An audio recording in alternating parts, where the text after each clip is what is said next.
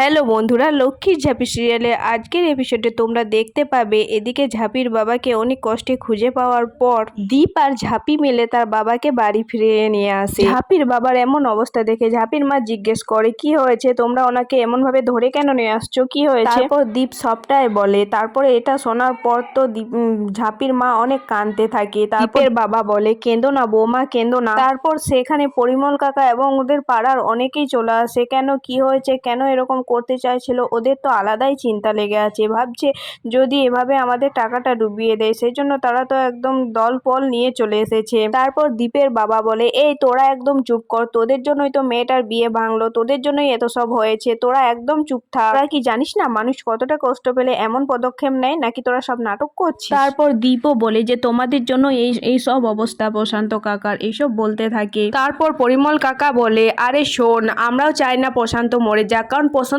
মরে গেলে তো আমরাও মরে যাব। প্রশান্ত মরে গেলে আমাদের টাকার কি হবে? আর নাটকে বলে এই নাটক তুই আজ থেকে প্রশান্ত বাড়িতে আশেপাশে পাহারা দিবি, যাতে প্রশান্ত বাড়ির বাইরে যেতে না পারে। এটা শুনে নাটক বলে আর যদি বাড়িতেই বিষ খেয়ে মারা যায় তখন কি হবে? তখন ঝাঁপিয়ে নাটকে একটা চড় দেয় এবং বলে ভদ্রভাবে কথা বল। তারপর দীপ বলে তোদের লজ্জা করে না, এইমাত্র মানুষটা মৃত্যুর মুখ থেকে ফিরে এলো আর তোরা এমন কথা বলছিস, ছি। তারপর দীপ পরিমল কাকাকে বলে তোমরা কি বলতে চাইছো, ওটা কি? মানুষটা তো বলছে যে টাকা ফেরত দিয়ে দেবে, তাকে তো সময় দিতে হবে, এতগুলো টাকা এখন কোত্থেকে পাবে?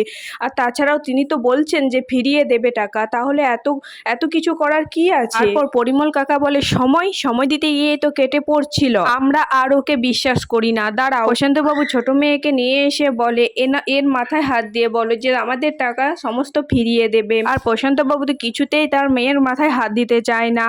আর পরিমল কাকা বলে কি হলো, দাও। আর হাত কাঁপতে কাঁপতে তার মাথার কাছে নিয়ে যায়। আর তখনই ঝাঁপি পরিমল কাকুকে বলে যে খবরদার আমার বাবার সাথে এরকম ব্যবহার করবে না, ঠিক আছে? তোমাদের টাকা তো, তোমাদের টাকা সব আমি দিয়ে দেব।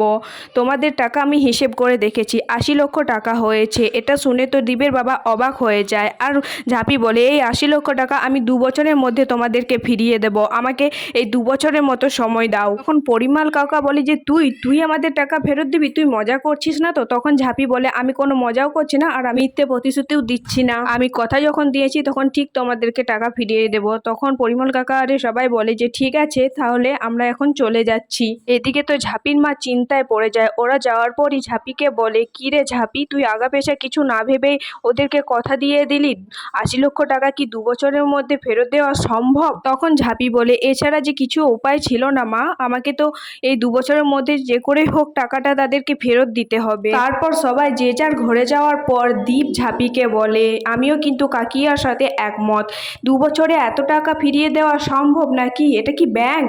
তখন ঝাঁপি বলে প্রয়োজন হলে ব্যাংকও হতে হবে, পারবো না আমি দীপদা, বলো। দীপ কিছু বলতে যাবে তখনই এনকার ফোন আসে এবং ঝাঁপিকে বলে ঠিক আছে আসছি ঝাঁপি, এটা বলে ফোন রিসিভ করে বেরিয়ে যায় দীপ। আর দীপ এনকাকে বলে একটা বাচ্চা মেয়ে ঝাঁপি, তার জীবনের মধ্যে এত কিছু বয়ে গেল, তার বিয়ে ভেঙে গেল এবং তার বাবাও আজকে সুসাইড করতে গিয়েছিল, তাকে ফিরিয়ে নিয়ে এসে এত ঠান্ডাভাবে এত এত কিছু লড়তে পারে মেয়েটা, সত্যি আমি তাকে না দেখলে বুঝতে পারতাম না, এটা বলতে থাকে। তারপর এনকা বলে সবাই তো বাড়ি ফিরে চলে এসে, তুমি কখন আসছো?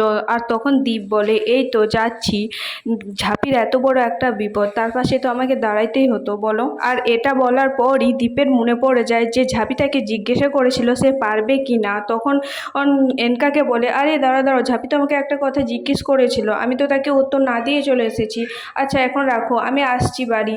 এটা বলে দীপ আবার ঝাঁপির কাছে চলে যায়। তারপর দীপকে দেখে তো ঝাঁপি মনে মনে বলে দীপদা আবার ফিরে এলো। তখন দীপ বলে তুই আমাকে জিজ্ঞেস করেছিলি না তুই পারবি কিনা, আমি বলছি তুই পারবি, তোর ওপর আমার পুরো বিশ্বাস আছে। এটা শুনে ঝাঁপি খুশি হয়ে যায়।